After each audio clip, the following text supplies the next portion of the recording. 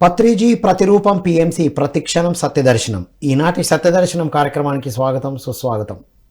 సత్యంతో జీవించడం కోసం మనం ఎన్నో అద్భుతమైన విషయాలు తెలుసుకుంటూ వస్తున్నాం.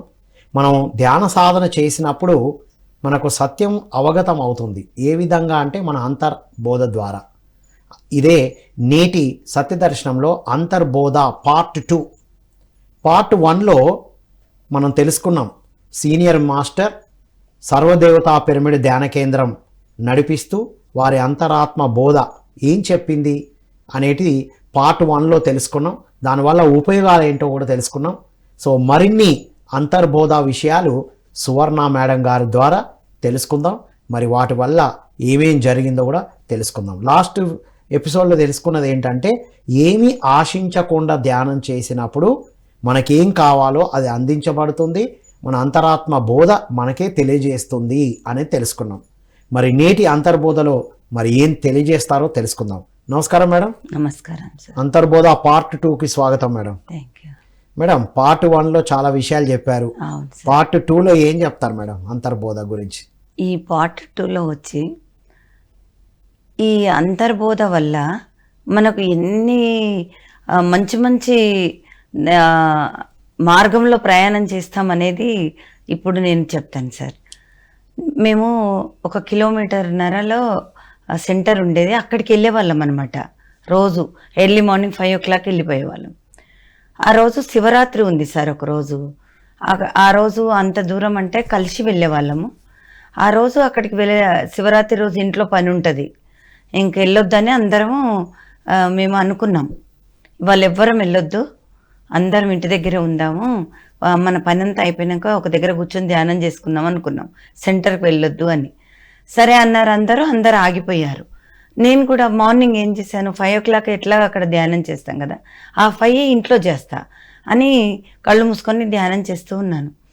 ధ్యానం చేస్తుంటే నా లోపల నుంచి నువ్వు సెంటర్కి వెళ్ళు అని వస్తుంది.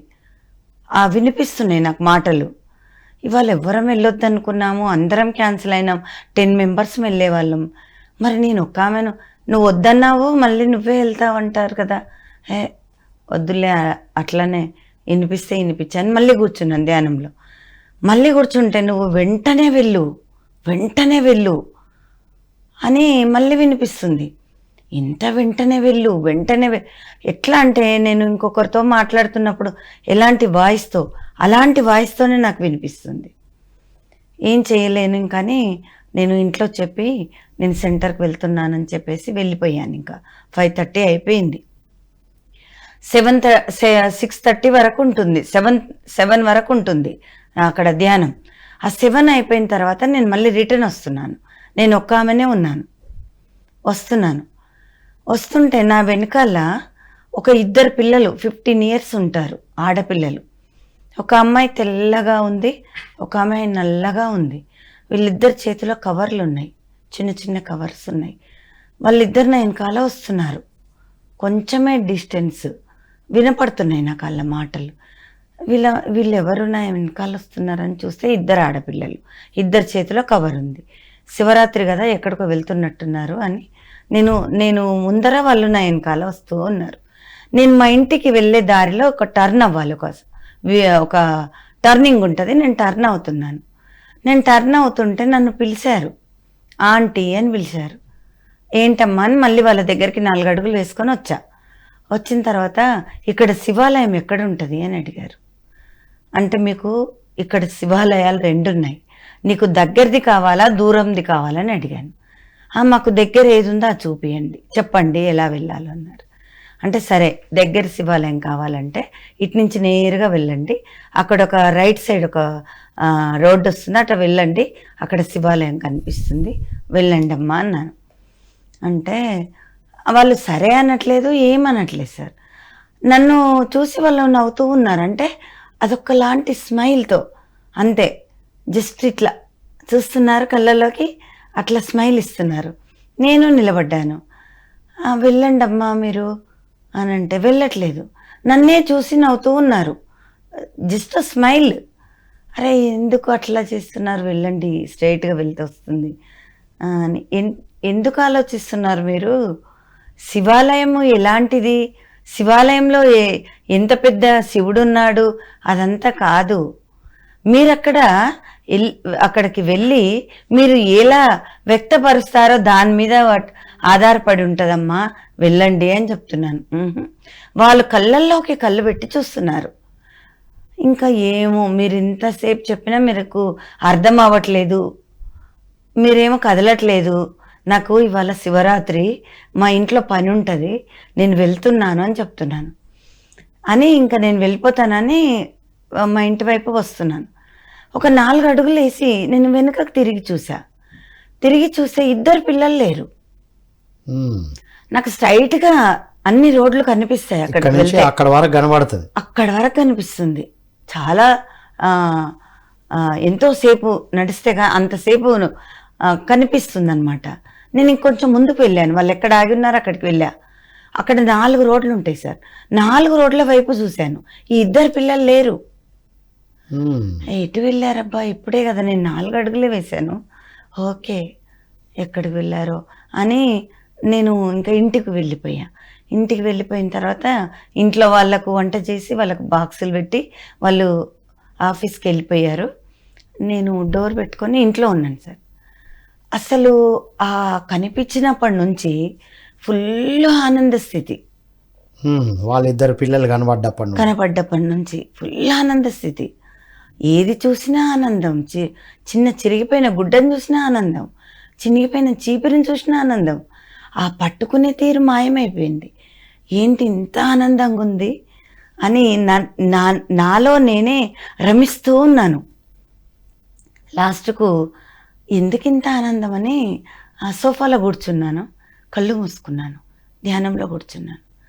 ఎందుకింత ఆనందం ఇవాళ నాకు అని నేను నాలో అనుకుంటున్నానమాట.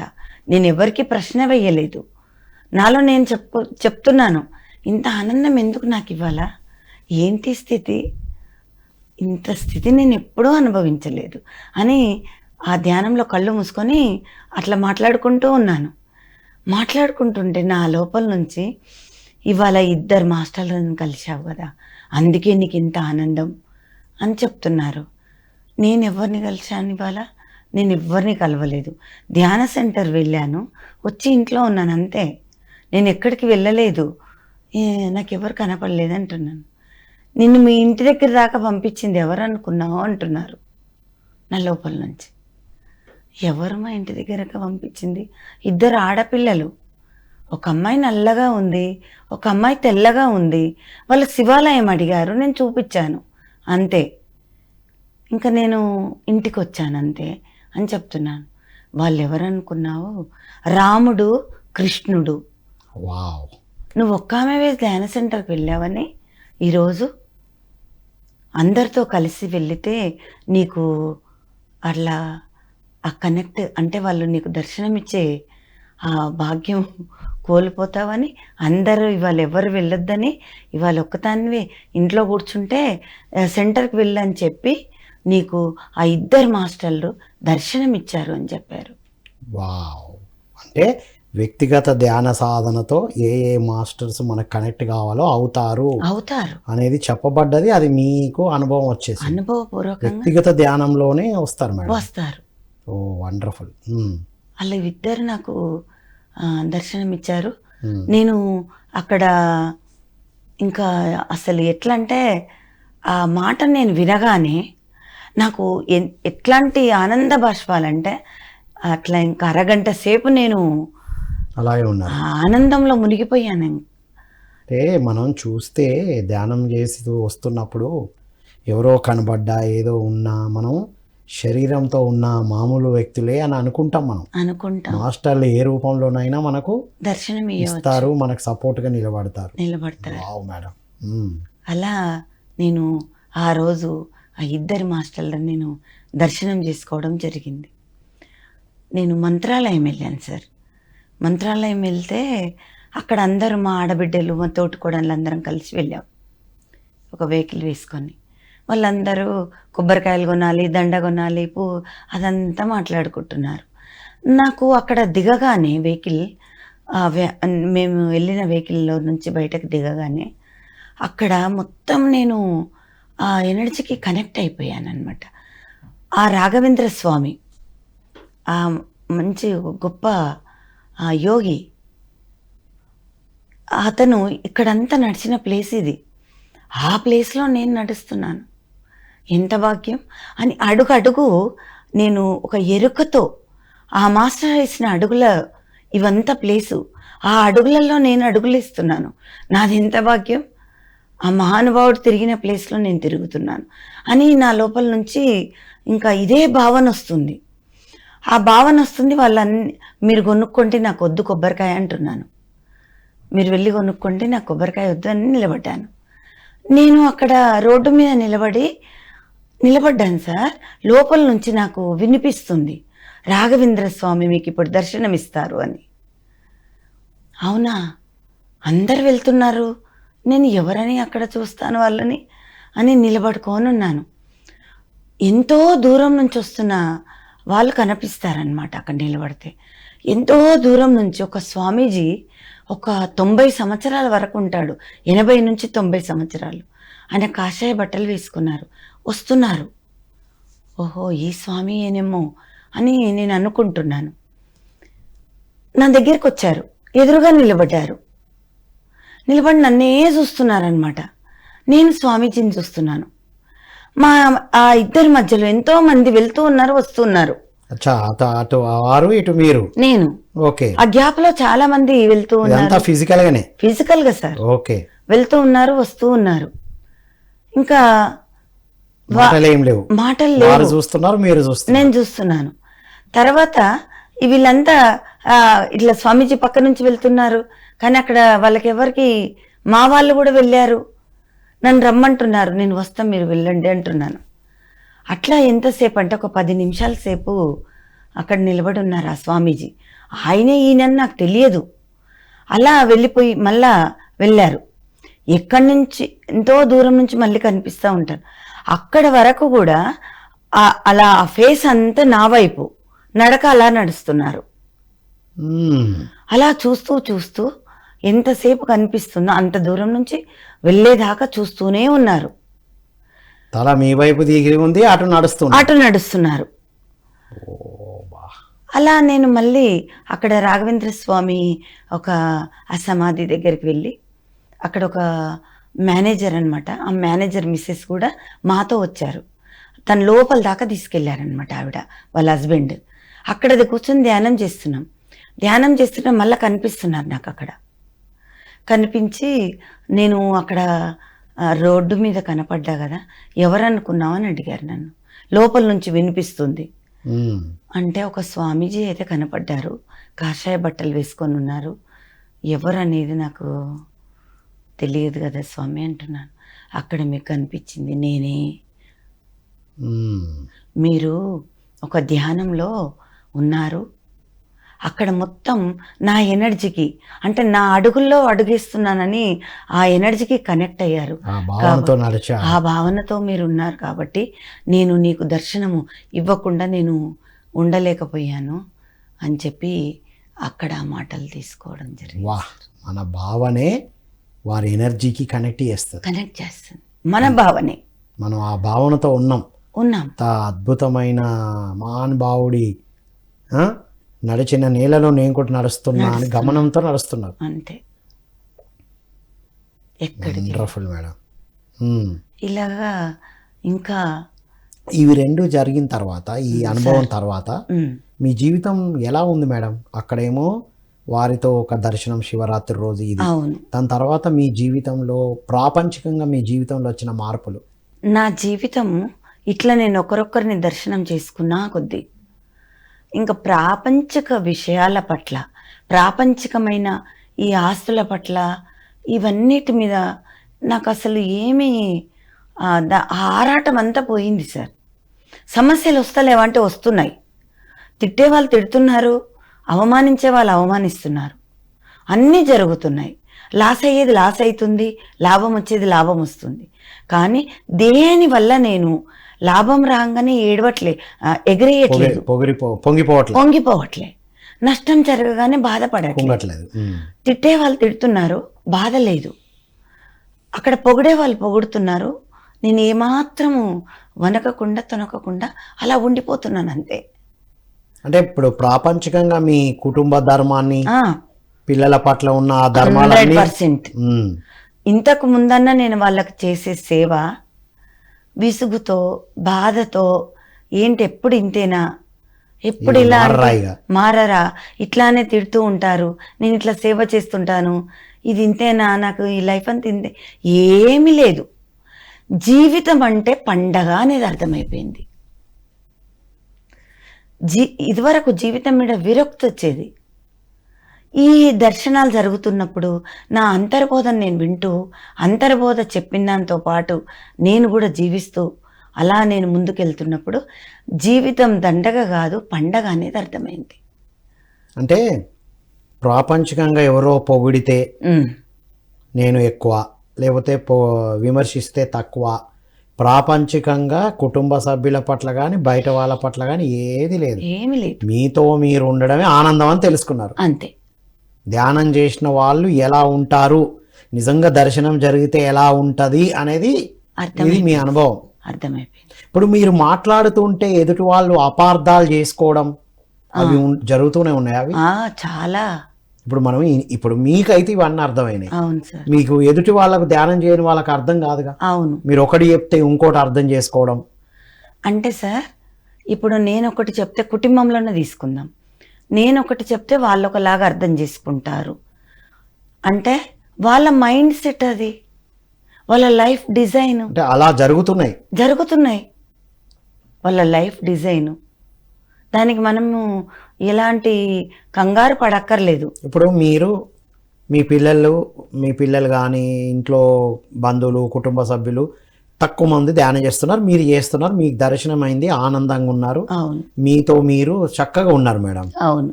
ఏదో ఒక విషయంలో మీరు ఒక విషయం చెప్పారు, వాళ్ళు అపార్థం చేసుకున్నారు. అవును. అపార్థం చేసుకోవడం వల్ల మీరు దాన్ని ఎలా తీసుకున్నారు, ఆ అపార్థాల నుంచి వాళ్ళని బయటపడేయడానికి మరి మీరు ఏం చేస్తున్నారు అది చెప్పండి, మీకు ఏమైనా ఎక్స్పీరియన్స్ ఉంటే. ఇప్పుడు నేనున్నాను సార్, నేను ధ్యానం చేస్తున్నాను, ఎవ్వరూ ధ్యానం చెయ్యరు. అయితే ఒకసారి ఏమైందంటే, నేను అంటే పేరు మెన్షన్ చేయను, అవసరం లేదు, ఎవరో నాకు తెలిసిన వాళ్ళు తను దగ్గర బంధువు కూడా అవుతారు. అయితే ఆవిడ ఏమన్నారంటే నన్ను, ఏంటి ధ్యానం, కళ్ళు మూసుకొని కూర్చోవటం ఏంటి, ఆమె బాగా పూజలు చేస్తారనమాట, కళ్ళు మూసుకొని కూర్చోవటం ఏంటి, అవును నువ్వు తినవు మాంసము, వేరే వాళ్ళకు కూడా ఇంట్లో వాళ్ళకు కూడా వండటం పెట్టడం చెయ్యవు, ఏంటి అసలు నీ మతం ఏంటి, నీ కథ ఏంటి, అసలు నీ జీవితం ఏంటి, ఇట్లా ఎవ్వరు ఉండరు, నేను ఎవరిని చూడలేదు అని గట్టిగా అరిచేశారు వాళ్ళు. నాకేమనిపించిందంటే, నేను ఏమనలేదు సార్ ఆమెను, నాకేమనిపించిందంటే ఆమె ప్రయాణం అంటే అందులో ఉంది కాబట్టి తను అదే చెప్పగలదు. నేను ఇప్పుడు ఆమెకు చెప్పినా ఆమెకు అర్థం కాదు, నేను అలా ఉంటే బాగుంటుంది ఇదంతా చెప్పినా నీకు అర్థం కాదు. నేను ఏమనలేదు, మౌనంగా ఉండిపోయాను సార్. నా మార్గం ఇది, నాకు ఇది బాగా నచ్చింది, నా జీవితంలో ఇది నాకు కొత్త ఒక మలుపు, నా జీవితం ఆనందం చేసుకుంటున్నాను, ఎన్నో విషయాలు తెలుసుకుంటున్నాను, ఎంతో మంది అంటే ఒక ఈ ధ్యాన ప్రయాణంలో ఫిజికల్ బాడీతో చూస్తున్న ఎంతోమంది మాస్టర్లు నాకు కనిపిస్తున్నారు. నా ప్రయాణం ఇది, ఆమె ప్రయాణం అది. సో మరి మీరేం రెస్పాన్స్ ఇవ్వకపోతే అక్కడి నుంచి ఏం జరిగింది మరి? ఏం రెస్పాన్స్ ఇవ్వలేదు సార్ నేను. అంతే, ఆవిడ కూడా అంతే సైలెంటా? ఆమె సైలెంట్, తిట్టింది, ఆమె ఏమేమి తిట్టాలనుకున్నా అన్ని తిట్టేసింది, నేను గమ్మునున్నాను. నేను కూడా తిరిగి అంటే లాభం లేదు. లాస్ట్కి ఏమైంది, సమస్య పోయిందా? ఆమె అటు మీరు ఇటు అంతే. కానీ తను మళ్ళీ కనిపించి, నేను మౌనంగా ఉన్నాను కదా సార్, తను మళ్ళీ కనిపించినప్పుడు కూడా మాకు ఇట్లా కలుస్తూ ఉంటాం, తను మళ్ళీ ఆ విషయం తీయలే, మళ్ళీ ఆ మాట మళ్ళీ నాతో మాట్లాడలేట్లే, ఆ టాపిక్ లేదు, ఆ టాపికే లేదు. మనం మౌనంగా ఉన్నప్పుడు, మనం ఇంకెదురు మాట్లాడినప్పుడే తను మళ్ళీ ఏం మాట్లాడాలో ఆలోచించి మాట్లాడతారు. సమాధానాలు ఇవ్వడానికి ప్రయత్నం చేయొద్దు. మనం ఇప్పుడు చాలా మందికి ఇదే మేడం, అందరూ వాళ్ళకు నచ్చినట్టు చేస్తూనే ఉంటారు, ధ్యానం చేస్తున్నాం అంటే, మనం ధ్యానంతో ఉన్నాం అంటే చాలిగా మనం ఎలా ఉండాలో కూడా వాళ్ళే నిర్దేశిస్తూ అవును, అంటరాని వాళ్ళలాగా చూస్తున్నా. ఇప్పుడు వాళ్ళు ఏదో గొప్ప పని చేసి ఇదేదో తక్కువ పని అన్నట్టు. అవును. నిజమే, కానీ ఇది పరీక్ష అనుకోవచ్చు కదా. పరీక్షే. మీరు ఇన్ని దర్శనాలు చేసుకున్నారు, మరి పరీక్ష ఎట్లా చూస్తారు మీరు అని ఏ ఎమోషనల్ అయి రియాక్ట్ అవ్వలే, లేదు, ఇదే గొప్పదని చెప్పడానికి ప్రయత్నం చేయలే. ఈ మాట అసలు నోట్ల నుంచి రావద్దు ఒక సాధకుడికి. అంతే, మౌనం. మౌనమే చెప్పడమే ఒకటి. ధ్యానం మంచిది. శాకాహారం వల్ల మనము మాంసాహారం భుజించడం వల్ల కర్మలు వస్తాయి, ఆరోగ్యం పాడవుతుంది అని ఒక్క మాట చెప్పినందుకు నాకు ఇన్ని వచ్చినాయి అనమాట. రైట్. ఇప్పుడు ఇది మీ బంధువులతో ధ్యానం మీద వచ్చింది మేడం. అవును, ధ్యానం మీద వచ్చింది, ఓకేనే. మరి ఇంట్లో ఇన్ని జరుగుతున్నా మీ మాటకు రివర్స్ అవ్వడాలు, మీరు ఇంకా అపార్థాలు పెరగడాలు, ఈ తర్జన భర్జనలు అయితే జరుగుతున్నాయా? ఇది మీకు ఇది అనుభవాలు వచ్చినాక అవన్నీ సమసిపోయినాయా? నేను ధ్యానంలోకి వచ్చినాక, నేను రాగానే ఫస్ట్ స్టార్టింగ్ ఇక్కడ ఎప్పుడైతే ఈ శాకాహారం అమృతాహారం అని చెప్పడం జరిగింది, ధ్యానం, ఈ రెండు నాకు చాలా బాగా నచ్చాయి. వాళ్ళకు మాత్రం ఒక్కసారి మాత్రం చెప్పడం జరిగింది. వాళ్ళు వినేవాళ్ళు విన్నారు. మా కూతురు, మా హస్బెండ్ వాళ్ళు శాకాహారులుగా మారిపోయారు, ధ్యానులుగా మారిపోయారు. కానీ మిగతా వాళ్ళు ఉన్నారు అట్లానే, వాళ్ళు వినలేదు. వాళ్ళు వినకపోతే నాకు సంబంధం లేదు, వాళ్ళ ఇష్టం వాళ్ళది. నేను వాళ్ళని ఎప్పుడు కూడా కోపంగా కానీ వాళ్ళు అట్లా తింటున్నారని బాధగా కానీ నేను ఎప్పుడు కూడా వాళ్ళని చూడను. నార్మల్గా ఉంటారు, మంచి ఉంటారు, లేదు చెడు లేదు, వాళ్ళ పట్ల న్యూట్రల్ గా ఉంటారు. అంతే, వాళ్ళ ఇష్టం అది. రైట్ మేడం, ఇది చాలా అద్భుతం. నా ఎనర్జీ ఎందుకు లాస్ చేసుకోవాలి? ఇది ఇంపార్టెంట్. వాళ్ళకు పదే పదే చెప్పాల్సిన అవసరం కూడా లేదు. చెప్పినప్పుడు విని మారిన వాళ్ళు మారారు, మారని వాళ్ళు అలాగే ఉన్నారు. హాయ్ బాయ్తో ఉంటాం. సో మీ అంతర్బోధ ఒక్కొక్కటి అల్టిమేట్గా ఉన్నాయి. నెక్స్ట్ ఇలా ఇంకా ఇంపార్టెంట్ ఉన్నాయా? దాని తర్వాత వచ్చిన రిజల్ట్ ఏంటి చెప్పండి. చెప్తాను సార్. అట్లా నేను ఎప్పుడైతే పిల్లలు ఇంట్లో ఫ్యామిలీ, కోడలు కానీ కొడుకు కానీ మనవాళ్ళు అందరూ ఉన్నారు. అట్లా వాళ్ళు ఒకరోజు మా మనవాడు అడిగాడు నన్ను, నానమ్మ నాకు ఎగ్గు కావాలి అన్నాడు. అంటే నేనన్నాను, నేను డబ్బులు ఇవ్వన్నానా, ఎందుకు అన్నాడు. చూస్తా నీకు విషాన్ని కొనిచ్చినట్టు ఉంటుంది అన్నాను. అంతే సార్, ఇంకా ఆ అబ్బాయి మళ్ళీ అడగలేదు నన్ను. వావ్, అది ఒక విషం కంటే డేంజర్ నానా అన్న. అంతే, మళ్ళీ అడగలేదు. అంటే నేను చెప్పే విధానం, నేను వాళ్ళని అంటే ఒక కసురుకుంటో ఒక కోపంగానో అలా చెప్పడం ఉండదు సార్. ప్రేమతో చెప్పారు. అది కూడా ప్రేమతోనే చెప్పే విధానంలో ప్రేమతత్వం ఉంటే మనం మాట్లాడే ధ్యానులుగా మరి ఇన్ని దర్శనాలు చేసుకున్న వ్యక్తులు సాఫ్ట్గా సౌమ్యంగా ప్రేమతో ఉన్నప్పుడే ఎదుటి వాళ్ళలో ఆ మార్పు కనిపిస్తుంది. మాకే దర్శనమైందని, మాకే కనబడుతుందనే దర్పంతో మాట్లాడితే ఎవరు వినరు, వాళ్ళు రెట్టింపు అవుతారు, ఇంకా రివర్స్ అవుతారు సార్. ఎట్లా రివర్స్ అవుతారంటే, ఏంటి చెప్పింది చెప్తున్నావు, కోపంగా చెప్తున్నావు, ఇంకా నువ్వేదైతే వద్దన్నావో అదే చేసి తీరుతానంటాడు. ఏ పిల్లలైనా అదే చేసి తీరుతాను అంటారు. మన చెప్పే విధానం అంత శక్తివంతంగా వెళ్ళాలి, అంతే, సత్యముతో కూడుకున్నదై ఉండాలి, అంతే. అంతేగాని దానికి ఏదో యాడ్ చేసి వాళ్ళ మీద ఏదో భావనతో మాట్లాడకూడదు. మాట్లాడితే ఎవ్వరు వినరు. అలా నేను ఇంకా కూడా ఈ అంతర్బోధ ద్వారా నేను చాలా వినడము, నన్ను నేను మార్చుకోవడము, అలా ఆనందంగా జీవించడం మొదలు. మీ సాధనతో, మీ అంతర్బోధతో మిమ్మల్ని మీరు ఉద్ధరించుకుంటున్నారు, హాయిగా ఉంటున్నారు. ఎవ్వరు ఎలా ఉన్నా ఆ సమయ సందర్భాన్ని బట్టి మీరు డీల్ చేసుకుంటూ ముందుకెళ్తున్నారు. ఎక్కడ మౌనంగా ఉండాలో ఉంటున్నారు, ఎక్కడ మాట్లాడాలో మాట్లాడుతున్నారు. మాట్లాడకూడని దగ్గర మాట్లాడట్లేదు, మౌనంగా ఉండాల్సిన దగ్గర మాటలు యూజ్ చేయట్లేదు, మాట్లాడాల్సి వచ్చిన దగ్గర సైలెంట్గా ఉండట్లే, చెప్పాల్సింది చెప్తున్నాం. అలా నేను వెళ్తున్నప్పుడు ఒకసారి మా సెంటర్ అక్కడ చివరకు ఉంటుంది, మేము చివరకు, ఏ మాస్టర్లతో పెద్ద కనెక్ట్ ఉండేది కాదు సార్. ఒక ఆవిడకు ధ్యానంలో ఒక అనుభవం వచ్చిందంట. ఆమెకు అర్థం కాక నన్ను వచ్చి అడుగుతుంది.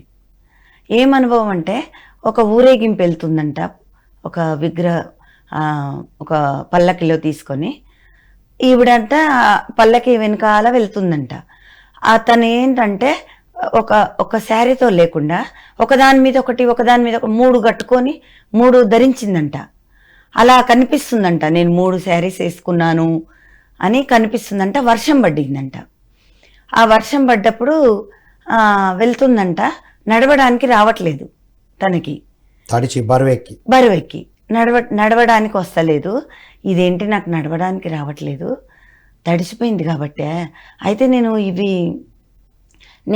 ఈ తడిసిన గుడ్డలు తీసి వేరే వేసుకుంటే అప్పుడు బాగుంటుంది అని అనుకొని వేరే శారీ కట్టుకుందంట. అప్పుడు నడవడానికి వచ్చిందంట. ఇది ఆమె ఎక్కువ వచ్చిన అనుభవం. నన్ను వచ్చి అడిగింది, ఇది నాకు తెలియదు ఇదేంటి అని కళ్ళు మూసుకొని కూర్చున్నాను సార్. కళ్ళు మూసుకొని కూర్చున్నప్పుడు నా లోపల నుంచి అంతర్బోధ చెప్తుంది. దానికి ఆన్సర్ ఏంటంటే 3 అంటే ఏంటి? తమోగుణం, రజోగుణం, సాత్విక గుణం. ఈ 3 గుణాలు. ఈ 3 గుణాలతో మనము అందులో బందీ అయిపోయినప్పుడు ఎక్కడికి నడవలేం. ఏ ప్రయాణంలో జీరో. ప్రాపంచికమైన విషయాల ప్రయాణంలో విజయాలు సాధించలేం. ఆధ్యాత్మిక జీవితంలో విజయాలు సాధించలేము. ఎప్పుడైతే ఆమె 3 శారీస్ వదిలేసిందో, ఇంకొకటి వేసుకుందో, ఇంకో డ్రెస్ వేసుకుందో, అప్పుడు తను నడవడానికి వచ్చింది. అంటే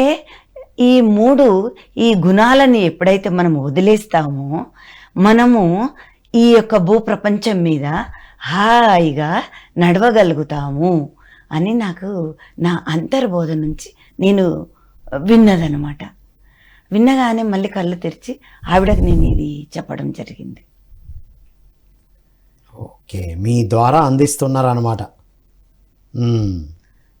అట్లా అంటే మీరు మళ్ళా వాళ్ళు అడిగినప్పుడు మీకేదో తోచినట్టు, మీకు ఇది ఇట్లా అనిపించిందని చెప్పకుండా మళ్ళీ ధ్యానంలోనే కూర్చొని మళ్ళీ మీ దగ్గరకు వచ్చిందంటే అది మీ బాధ్యత, మీరేదో అందియాలని మీరు అనుకున్నారు, క్వశ్చన్ చేశారు.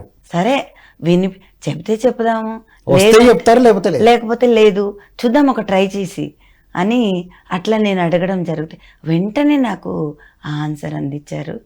ఆవిడ చెప్పాను, ఈ గుణాలతో మనం ఏం సాధించట్లేదు, ముందు ఆ గుణాలను 3 వదిలేస్తే నీ జీవితం ఆనందంగా ఉంటుందని ఆవిడ ఆ రోజు నుంచి ఎంత ఆచరణలో పెట్టి ఇప్పుడు చాలా ఎదగడం జరిగింది సార్. ఆవిడ కూడా ఈ 3 గుణాలు మార్చుకుంది. చూసారా, ఆధ్యాత్మిక ఎదుగుదలకే ఉపయోగించారు మీరు. అంతే, తను కూడా ఆధ్యాత్మిక ఎదుగుదలకే ఉపయోగించుకున్నారు. సో ఏదైనా కనబడ్డా, వినబడ్డా, అర్థమైన ధ్యాన సాధనతోనే తెలుసుకోవాలి. అందుకే పత్రిజీ ఏమంటారు, అనుభవాలైనా కళలైనా విశ్లేషణ చేయొద్దు ఎందుకంటే విశ్లేషణ చేస్తే మన మనసుకు విశ్లేషణ అందదు. ఎందుకంటే ఇప్పుడు ఇంత డెప్త్ ఉన్నది ప్రాసెస్. కూర్చొని అడిగి వచ్చింది చెప్తే అది ఆచరిస్తే అప్పుడు రిజల్ట్ వస్తుంది. అందుకే విశ్లేషించొద్దు అన్నారు. లేదా ఈ సాధన చేసి తెలుసుకుంటే మార్పులు వస్తాయి. సో ఆవిడలో చక్కని మార్పులు తీసుకొచ్చారు. మార్పు వచ్చింది సార్ ఆవిడ. వావ్, ఆధ్యాత్మికంగా ఉన్నతంగా చాలా ఎదుగుతున్నారు. అంటే మీ అంతర్బోధ మీకు ఎదుటి వాళ్ళకు కూడా ఉపయోగపడుతుంది. రైట్. సో ఇంకా ఒక ఆమె చనిపోయింది, ఈవిడకి డబ్బులు ఇచ్చిందంట సార్.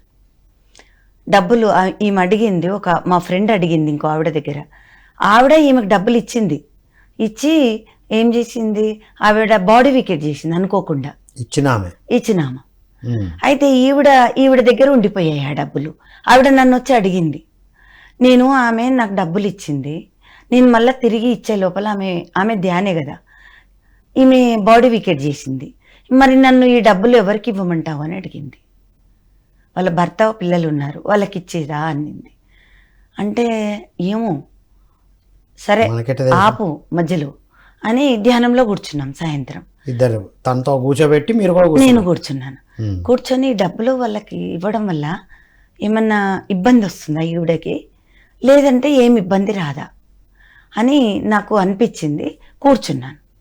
కూర్చుంటే నాకు లోపల నుంచి మాస్టర్లు ఏం తెలియజేస్తున్నారు, ఈవిడ డబ్బులు ఇచ్చిందనుకో, మా అమ్మ బాడీ వికెట్ పిల్లలకి ఇచ్చిందనుకో, బాడీ వికెట్ చేసింది, బాడీ వికెట్ చేసింది, కానీ ఈమెకు చెప్పలేదు, భర్తకు పిల్లలకు చెప్పలే. ఈవిడకి ఇచ్చింది 1,00,000, వాళ్ళు ఇంకెన్ని ఇచ్చిందో, మా అమ్మ దగ్గర చాలా డబ్బులు ఉన్నాయంటే మళ్ళీ ఫేస్ చేయాల్సి వస్తుంది ఈవిడ. ఎంతో ఊహాగానాలకు వెళ్తారు, చెప్పింది 1,00,000 అంటే ఎన్ని ఇచ్చిందో అని మళ్ళా అక్కడ చాలా ఇబ్బంది అవుతుంది అని నాకేం చెప్తున్నారంటే, వాళ్ళకి ఇవ్వద్దు, ధర్మకార్యానికి ఇవ్వమను అని చెప్తున్నారు మాస్టర్లు. ధర్మకార్యానికి ఇవ్వమంటే నేను ఇంకా అంతే, ఓకే, నాకు అదొక చెప్పేశారు జవాబు వచ్చింది. ఆవిడకి ఏంటంటే ఆ డబ్బులు ఇవ్వకపోవడం వల్ల తన ప్రాపంచికంగా ఎన్ని డబ్బులు వచ్చినా పైకి ఎదగట్లేదు సార్. అవి తన దగ్గర ఉండడం వల్ల, అంటే దాని ద్వారానే అని ఆమెకు అర్థమైంది. ఆవిడకు కూడా అంతర్బోధ వచ్చేసింది. తన దగ్గర పెట్టుకోవడం వల్ల తనకు వచ్చేటి కూడా ఆగిపోతుంది. మీకేమో ఇస్తే ఏమవుతుందో తెలుస్తుంది. తను ఏం చేశారు, తను ఇంకా మరి ఎందులో ఎదగట్లేదు కదా, నువ్వు ఇలా ధర్మకార్యానికి ఇచ్చేసేయి, ఆవిడ పేరు రాయాలి రిసిప్ట్ మీద ఇచ్చేయాలి అని అక్కడ ధర్మకార్యానికి ఇవ్వడం జరిగింది. మన ధ్యాన సెంటర్లకు, పిరమిడ్ ధ్యాన కేంద్రానికి ఇచ్చేసింది. ఆవిడ ధ్యాన కేంద్రానికి ఇచ్చిన తర్వాత నాకు చూపించారు రిసిప్ట్. ధ్యానంలో, మళ్ళీ మీకు ధ్యానంలో చూపించారు. తన అక్కడ ఎప్పుడైతే ఇచ్చిందో, తన ఎంత ధర్మంగా ఉంది ఆలోచించు అంటున్నారు. ఆవిడ ఇప్పుడు ఆవిడకి ఇచ్చింది ఆవిడకే తెలుసు, చెప్పాల్సిన అవసరం లేదు, ఇవ్వాల్సిన అవసరం తన దగ్గర పెట్టుకుంటే అయిపోయేది అసలు. కానీ ఎంత ధర్మంగా ఉన్నారు, నాకు మాస్టర్లు లోపల నుంచి తెలియజేస్తున్నారు. ఆవిడ ఎంత ధర్మంగా ఉంది అంటే, ఇప్పుడు ఈ ప్రపంచంలో ఫిజికల్ గా ఉన్న వాళ్ళ దగ్గరనే 10 అబద్ధాలు ఆడుతూ జీవితాన్ని అంతా నరకం చేసుకుంటున్నాం, ఎక్కడ ఎదగలేకుండా. చనిపోయిన ఆవిడ దగ్గర కూడా ఇంత కరెక్ట్గా ఉండడం, ధర్మంగా ఉండడం అంటే ఇదే అసలైన ధర్మం అని చూపించారు నాకు. ధర్మం అంటే ఏంటో, మనుషులు ఉంటే ఒకలాగా ఉంటాం, లేకపోతే ఇంకోలా ఉంటాం. మనిషి లేకపోయినా తను ఏం చేయాలని ఆరాటపడ్డారు తెలుసుకొని. అవును, ఊరికే ఏదోటి చేయకుండా మళ్ళీ ధ్యానంలోనే తెలుసుకున్నారు. అవును, ధ్యానులు ఎలా ఉండాలో చూపిస్తున్నారు మేడం. చూపిస్తున్నారు.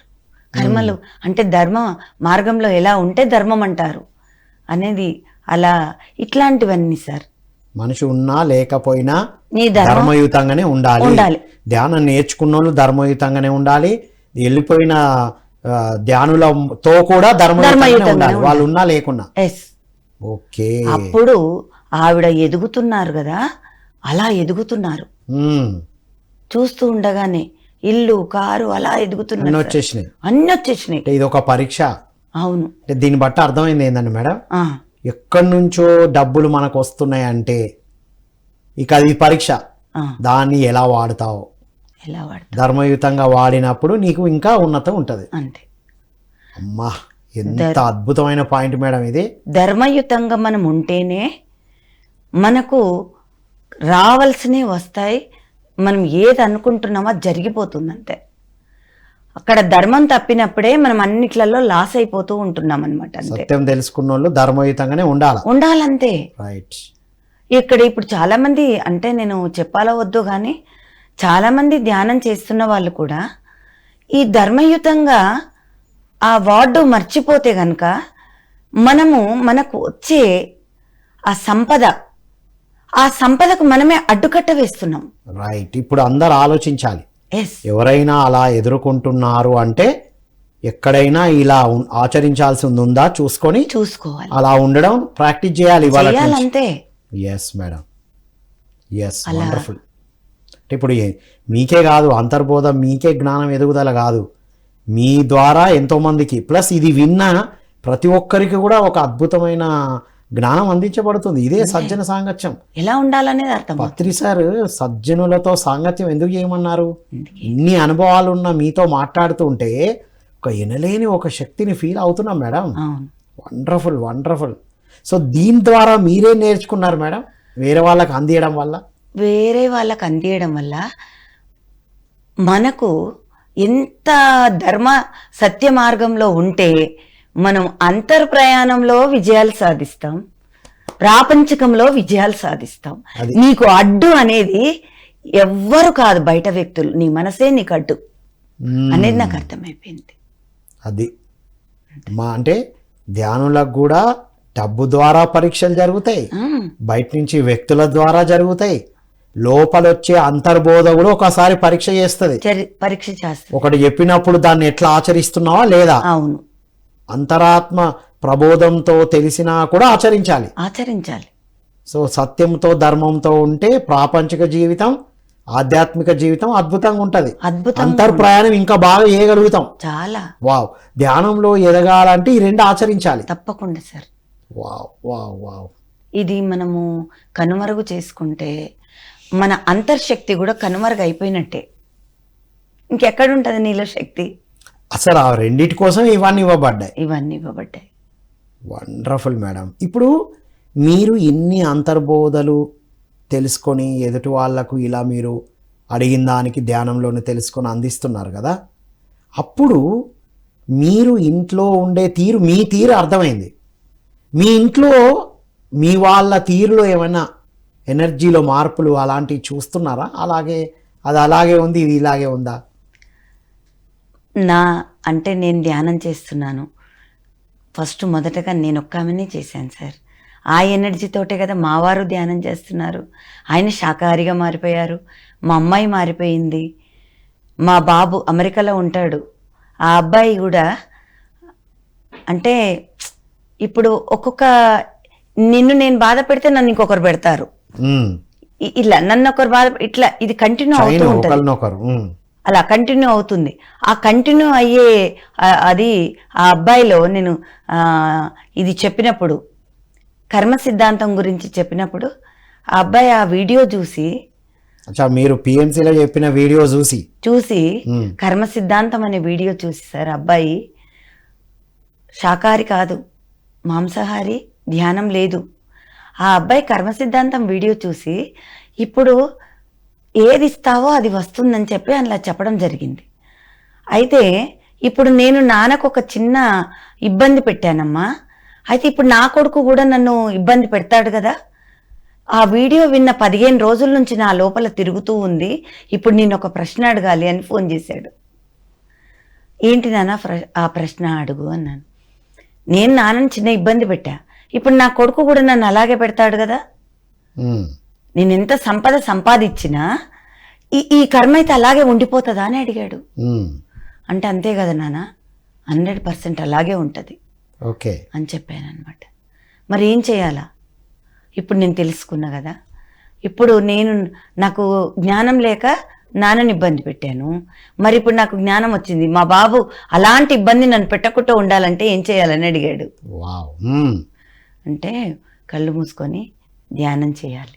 కళ్ళు మూసుకొని నేను మా నాన్నని పెట్టింది అజ్ఞానంతో ఇబ్బంది పెట్టా, ఆ నేను అజ్ఞానంతో పెట్టానని తెలుసుకొని ఇప్పుడు నేను జ్ఞానం వచ్చింది నాకు అని కళ్ళు మూసుకొని, నీకు నువ్వే ఈ రోజు నుంచి, ఈ క్షణం నుంచి అలాంటి ఇబ్బంది ఎవరికి పెట్టను అని నీకు నువ్వు చెప్పుకో. ఇది చెప్పాలంటే, అది పాసిబుల్ కావాలంటే, నీకు నీ బాబు కూడా ఇబ్బంది పెట్టకుండా ఉండాలంటే నువ్వు శాకాహారిగా అవ్వాలి. సందర్భం వచ్చేసింది, చెప్పేసింది. నువ్వు శాకాహారి అవ్వకపోతే ఏం సాధన చేసినా వృధానే. నువ్వు మళ్ళీ అక్కడ ఇబ్బంది పెడతానే కదా. అంతే కదా. డైరెక్ట్ నాన్నకు పెట్టేదే కాకపోవచ్చు, జంతువులకు పెట్టేది కూడా మనిషి రూపంలో ఉన్న వాళ్ళకు పెట్టట్లే నువ్వు, ఓకే. కానీ మరి ఇప్పుడు ఆ జంతువులకైతే నువ్వు ఇబ్బంది పెడుతున్నావు కదా, మరి నువ్వు క్షమాపణ చెప్పినా అది అంత పాసిబుల్ కాదు, రిలీజ్ అవ్వదు నీ కర్మ అని చెప్తే ఆ అబ్బాయి ఇప్పుడు నేను అది కూడా శాకాహారిగా మారిపోతానని మాట ఇచ్చాడు సార్.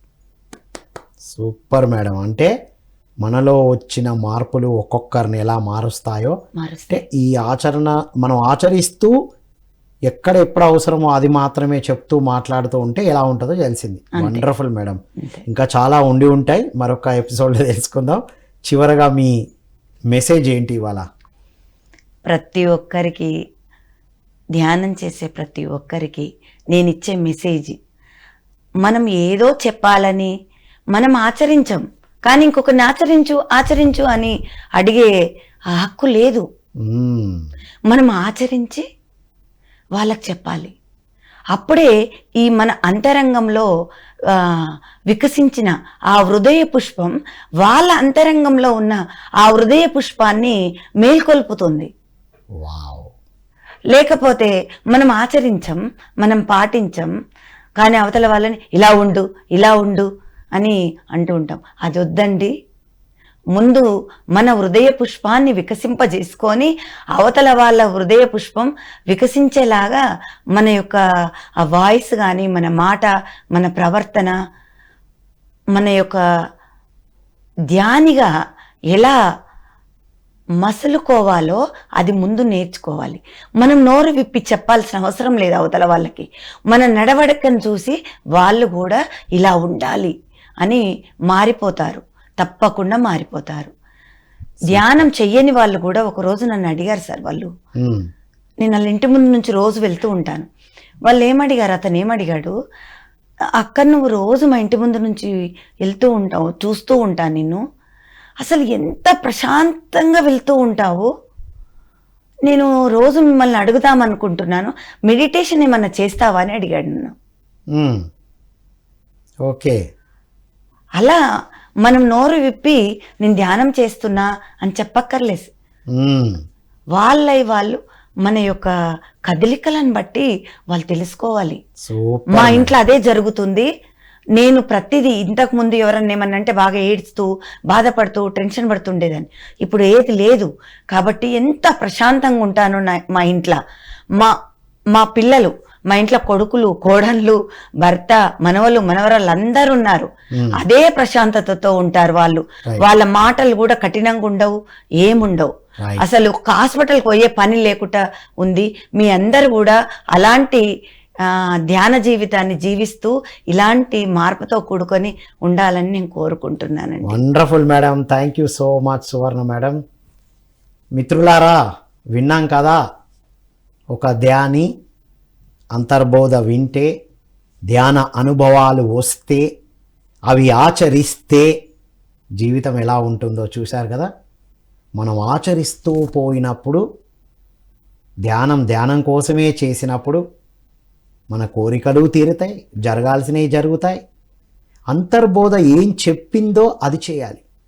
ఇప్పుడు సెంటర్కి వెళ్ళి సాధన అనగానే అయ్యో ఇది పండగ, ఇంట్లో పనులు ఉన్నాయి, మరి ఇంట్లో వాళ్ళకి చెప్పకుంటే ఎలా, ఇలాంటి ఏ లాజిక్ తీసుకోలే మేడం గారు. వెంటనే వెళ్ళిపోయారు. అయ్యో ఫ్రెండ్స్కి చెప్పకపోతే ఎట్లా, వాళ్ళని నేను అద్దన్నాను, ఇన్ని లాజిక్ లేవు. రమ్మని వినబడింది, వెళ్తాను. శివరాత్రి అయితే ఏంటి, ఏదైతే ఏంటి, వెళ్ళారు, సాధన చేశారు, రాముల వారిని, కృష్ణుల వారిని దర్శనం చేసుకున్నారు. వారు మనకు కనబడ్డ రూపంలో, ఫోటోలో ఉన్న రూపంలోనే కనబడాలని మనం ఎదురు చూస్తూ ఉంటాం. సో వారు అనేది కూడా మరి వాళ్ళ తర్వాత తెలుసుకున్నారు. సో ఒక మహానుభావులు నడియాడిన ప్లేస్కు వెళ్ళినప్పుడు మనం వెళ్తూ ఉంటాం. తిరుపతికి వెళ్తాం, తర్వాత మంత్రాలయం వెళ్తాం, షిరిడీకి వెళ్తాం. అక్కడికి వెళ్ళినప్పుడు ఏ భావనతో ఉన్నాం, అందరిలాగే వెళ్ళి వస్తే మామూలుగానే ఉంటుంది. అరే ఇలాంటి మహానుభావుడు నడిచిన నెలలో నేను ఉన్నానని తన్మయత్వంతో ఒక మంచి అద్భుతమైన భావనతో నడిస్తే వారి దర్శనం కూడా చేసుకున్నారు. అందరికీ అందరు దర్శనాలు ఇస్తూ ఉంటారు, కానీ మనకు తెలుసుకొని ఉండకపోవచ్చు. కానీ తెలుసుకున్న తర్వాత కూడా జీవితాల్లో మార్పులు వస్తాయి. మన మార్పే ఎదుటి వాళ్ళను మారుస్తుంది తప్ప మన మాటలు కాదు అనేదే మేడం గారి ద్వారా తెలుసుకున్నాం. ఇవన్నీ అనుభవ జ్ఞానాలే చెప్తున్నారు. ఈ జన్మలో నేను తక్కువ చదువుకున్నానని కూడా చెప్పారు. ఆ పదశైలి కూడా వాళ్ళ లోపల నుంచి వచ్చిందే వాడుతున్నారు. కాబట్టి ధ్యానులందరం హృదయంతో జీవించడం, ఎదుటి వాళ్ళ హృదయం విచ్చుకునేటట్టు మన మాటలు ప్రవర్తన ఉండాలనేదే వారి యొక్క టోటల్ తెలుసుకున్నాం. వారు ఎంత హాయిగా ఉన్నారో, ధ్యానం చేయని వాళ్ళు కూడా మీరు ధ్యానం చేస్తున్నారా, ఇంత ప్రశాంతంగా ఉన్నారు చూసారా, వారి నోటి నుంచి వచ్చింది. నేను ధ్యానం చేస్తున్నా, నేను ఆత్మజ్ఞానిని, నేను శాకాహారిని అని చెప్పుకోవాల్సిన అవసరం కూడా లేకుండా మన ఆచరణే ఆ ఎనర్జీస్, మన రూపము, మన హావభావాలే బయటికి తీసుకెళ్తాయి అనేది మనం తెలుసుకున్నాం. కాబట్టి మిత్రులారా, ఇంత గొప్ప ధ్యాన సాధన అందించారు బ్రహ్మర్షి పితామహ పత్రిజీ వారు. వారికి ఎన్ని కృతజ్ఞతలు చెప్పాలి. ధ్యాన సాధనతో మనల్ని మనం తీర్చిదిద్దుకుంటూ, మన కుటుంబాలను తీర్చిదిద్దుకుంటూ, సమాజానికి, విశ్వానికి ప్రణాళికలకు వినియోగపడడమే మనం పితామహ పత్రిజీ పరమాత్మకి ఇచ్చేటువంటి గురుదక్షిణ అని ఇప్పుడు నేను భావిస్తున్నాను. కాబట్టి మిత్రులారా, మనందరం ధ్యాన సాధన చేస్తూ అద్భుతంగా జీవించాలని కోరుకుంటూ మరో కార్యక్రమంలో మళ్ళీ కలుద్దాం. అంతవరకు సెలవు.